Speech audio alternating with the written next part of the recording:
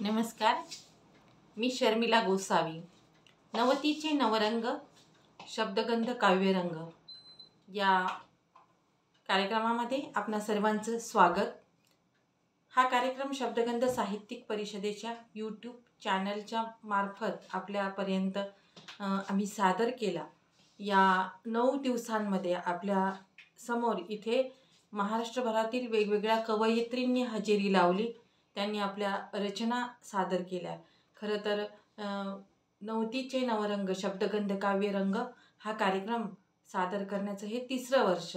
आजही या कार्यक्रमामध्ये यावर्षीही ज्या कवयित्रींनी आमच्यासमोर इथे आपल्या कविता सादर केल्या आणि ज्या व्यक्त झाल्या आपल्या रचना घेऊन, आमच्या आव्हानाला प्रतिसाद देऊन ज्यांनी या काव्य मैफिलीमध्ये हजेरी लावली, खरं तर मी शब्दगंध साहित्यिक परिषदेच्या वतीने त्यांची आभारी व्यक्त करते. आणि त्या ज्या कवयित्री आहेत, स्वाती ठुबे असतील, माधुरी चौधरी असतील, शालन देशमुख, गुंफा कोकाटे, शीला जावळे, सुरेखा घोलप, पूनम राऊत, नीता आंधळे, संगीता दारकुंडे आणि सुजाताताई पुरी या वेगवेगळ्या कवयित्रींनी या आपल्या वेगवेगळ्या विषयावरील रचना इथे सादर केल्या.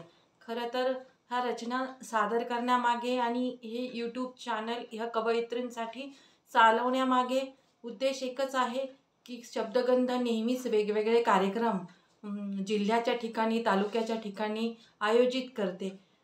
बरेच कविमित्र या कार्यक्रमांसाठी उपस्थित असतात. आपल्या कविता ते या कार्यक्रमामध्ये सादर करतात. परंतु कवयित्रींची संख्या त्या मानाने कमी असते. माझ्या कवयित्री भगिनीही खूप छान लिहितात, परंतु पारंपरिक जबाबदाऱ्या आणि आपलं दैनंदिन जे काही जीवनशैली आहे त्याच्यामुळे त्यांना तालुक्याच्या ठिकाणी किंवा जिल्ह्याच्या ठिकाणी कार्यक्रमस्थळी येणं शक्य होत नाही. तर त्यांचं हे व्यक्त होणं कुठल्या तरी माध्यमाने त्यांनी समाजापर्यंत पोचलं पाहिजे. त्यांनी जे मांडलंय, तर त्यांनी जे लिहिलं, जे व्यक्त होणं, त्या कवितेच्या माध्यमातून त्या कविता आपल्यापर्यंत पोचवण्याचा हा एक चांगला मार्ग आहे. आणि म्हणून आपण कवयित्रींसाठी हे आवाहन करत असतो.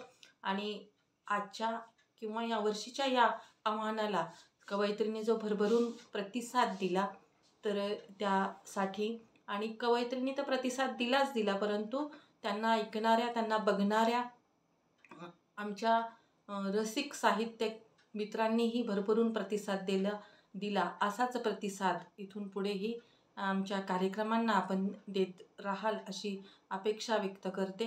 आणि हा कार्यक्रम खरं तर कवयित्रींच्या भावना, कवयित्रींच्या वेदना, त्यांचं हे व्यक्त होणं, वेगवेगळ्या विषयावरील त्यांचं हे भाष्य, त्याला मोठा रीच मिळावा यासाठी ह्या आपण वेगवेगळ्या माध्यमांचा उपयोग नेहमीच शब्दगंध करत असते. त्यातलाच हा एक भाग आहे. तर हा रीच वाढवण्यासाठी आपल्या ज्या कविता आहे ते सर्वदूर पोचवण्यासाठी तर आपण एकच करायचं आहे की आपली जी लिंक आहे दिलेली, तर ती आपण आपल्या व्हॉट्सअपला स्टेटसला शेअर करून किंवा आपल्या ग्रुपमध्ये मित्रमैत्रिणींसोबत शेअर करून आपल्या कवितेची जास्तीत जास्त पोच लोकांपर्यंत कशा पद्धतीने ती पोचेल यासाठीचा हा प्रयत्न आहे. हा प्रयत्न शब्दगंधच्या माध्यमाने आम्ही करत आहोत आणि आपला प्रतिसाद आपण जो देत आहात त्यासाठी आम्ही नेहमीच ऋणी आहोत. हा शेवटचा समारोप सत्र आपण इथे करतोय. समारोप सत्रामध्ये मी माझी एक कविता आपल्यासमोर ठेवणार आहे. तर ही जी कविता आहे आपल्यासमोर ठेवते. आपण सर्वच जण माय सावित्रीच्या लेकी आहोत. माय सावित्रीच्या प्रेरणेने आपण लिहित आहोत. तर त्या माय सावित्रीला स्मरण करून ही रचना आपल्यासमोर आपल्या सर्वांसाठी. तू गिरवले नव्हते पर्सनॅलिटी डेव्हलपमेंटचे कुठलेच धडे कुठल्या विद्यापीठातून. तू गिरवले नव्हते पर्सनॅलिटी डेव्हलपमेंटचे कुठलेच धडे कुठल्या विद्यापीठातून, की साधे एखादे शिबिरही अटेंड करण्याचे भाग्य नव्हते तुझ्या नशिबी.